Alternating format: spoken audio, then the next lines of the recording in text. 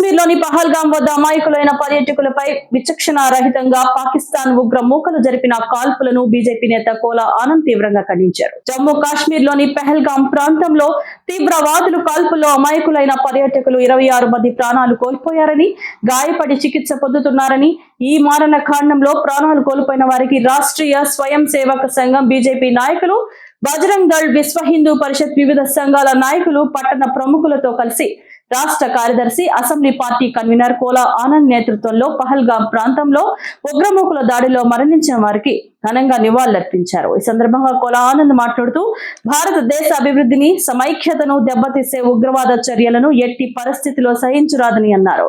ఉగ్రమూకలను తయారు చేసి విధ్వంసాలు సృష్టిస్తూ మారణ హోమాలకు పాల్పడుతున్న పాకిస్తాన్ దేశాన్ని వెంటనే ఉగ్ర నేర చరిత్ర కలిగిన దేశంగా ప్రకటించాలని బీజేపీ నేత కోలా ఆనంద్ స్పష్టంగా ఉద్ఘాటించారు. ఎవరైతే ఒక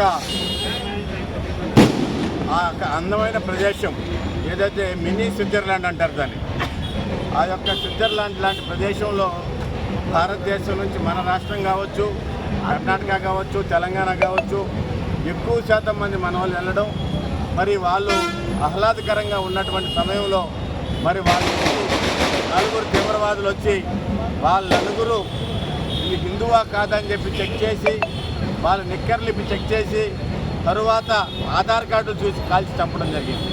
ఇది బతుకాని అడుగుతున్నాం మేము. ఇంత నీచమైనటువంటి, అంటే మీరు ప్రపంచానికి ఏం మెసేజ్ పంపిస్తుంది పాకిస్తాను, మీరు ప్రపంచానికి ఏం మెసేజ్ పంపిస్తుంది? భారతదేశంలో కూడా ఎంతోమంది ఉన్నారు. మరి ఇది పద్ధత? ఈ యొక్క నీచమైనటువంటి చర్య తలపెట్టినటువంటి మీకు మీ దేశం పుట్టగెత్తులు ఉండకూడదు, మీ దేశం సర్వనాశనం అయిపోవాలనే ఉద్దేశంతో నిన్నటి రోజు మరి కేంద్ర కేబినెట్ కూడా ఒక అద్భుతమైన నిర్ణయాన్ని తీసుకోవడం జరిగింది.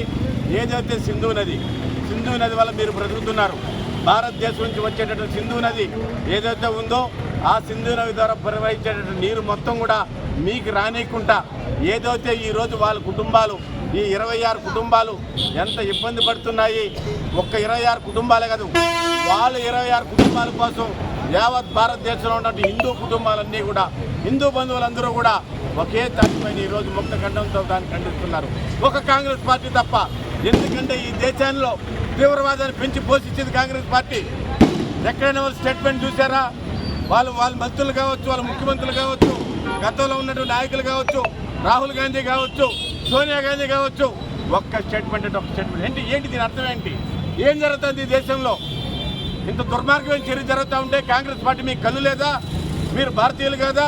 మీరు హిందువులు కాదా? మీకు నీతి లేదా? నిజాయితీ లేదా? మీరు ఇంత దౌర్భాగ్యమైనటువంటి స్థితిలో ఈ దేశంలో ఉన్నటువంటి మీరు ఏంటనే మీ ఉద్దేశం ఏంటని ప్రకటించాలా?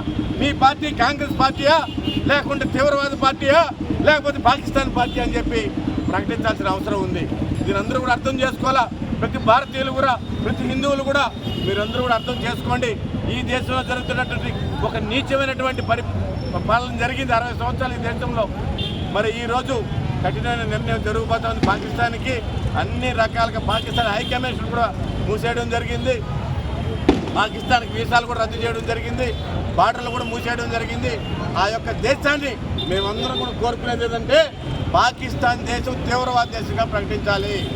పాకిస్తాన్ అంటే తీవ్రవాదం, ఎందుకంటే తీవ్రవాదంతో పుట్టారు, ఆ తీవ్రవాదంతో వాళ్ళు సావాలని చెప్పి కోరుకుంటూ, అదే రకంగా ఈ యొక్క 26 మంది కుటుంబాలు ఏవైతే ఉన్నాయో వాళ్ళు ఎంత ప్రాధాన్యపడ్డారు.